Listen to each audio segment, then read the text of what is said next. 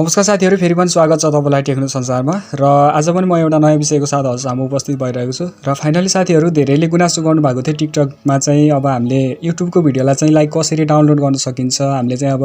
आफ्नो मोबाइलमा चाहिँ ग्यालरीमा कसरी सेभ गर्न सकिन्छ युट्युबको भिडियो, युट्युबमा रहेको जुन भिडियो हुन्छ अब हामीलाई त्यो मन पर्यो भने हामीले चाहिँ त्यसलाई कसरी डाउनलोड गरेर आफ्नो ग्यालरीमा सेभ गर्न सकिन्छ भनेर भन्नुभएको थियो। सो यदि हजुर पनि त्यसरी नै डाउनलोड गरेर आफ्नो ग्यालरीमा सेभ गर्न चाहनुहुन्छ, लाइक हजुरलाई चाहिँ अब युट्युबमा कुनै भिडियो मन पर्यो, हजुरले भिडियो हेर्नुभयो र यदि हजुरलाई त्यो भिडियो मन पर्यो र त्यसपछि हजुरले चाहिँ अब ग्यालरीमा सेभ गरेर अफलाइन पनि हेर्न चाहनुहुन्छ भने त्यसको लागि भनेको चाहिँ मैले यो भिडियोमा रहेर हजुरलाई जानकारी गराउने छु है त।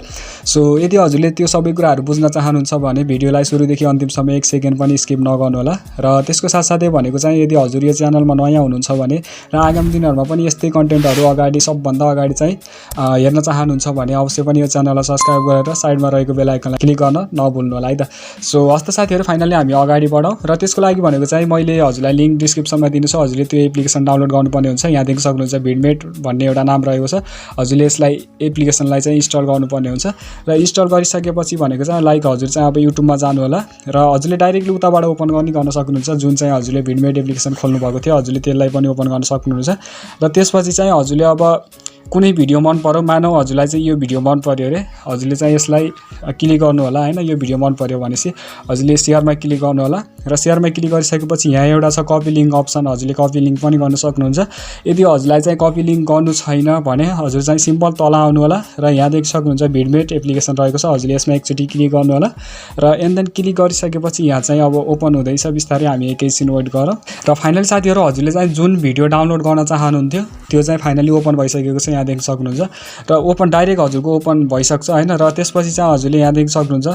डाउनलोड बटन रहेको छ, हजुरले एकचोटी यसमा क्लिक गर्नु होला र यसमा क्लिक गरिसकेपछि यदि हजुरले यसको म्युजिक मात्रै राख्न चाहनुहुन्छ भने म्युजिक यहाँ देखिएको छ, यहाँ चाहिँ हजुरले सिलेक्ट गर्न सक्नुहुन्छ। मेरो अलरेडी सिलेक्ट छ हैन, हजुरले सिलेक्ट छैन भने यसरी सिलेक्ट गरेर म्युजिक मात्रै पनि डाउनलोड गर्न सक्नुहुन्छ। र त्यसको साथसाथै यदि हजुरले चाहिँ अब भिडियो सेभ गर्न चाहनुहुन्छ भने हजुरले रेजोल्युसन चाहिँ कुन राख्ने हो, लाइक हजुरले 720p अब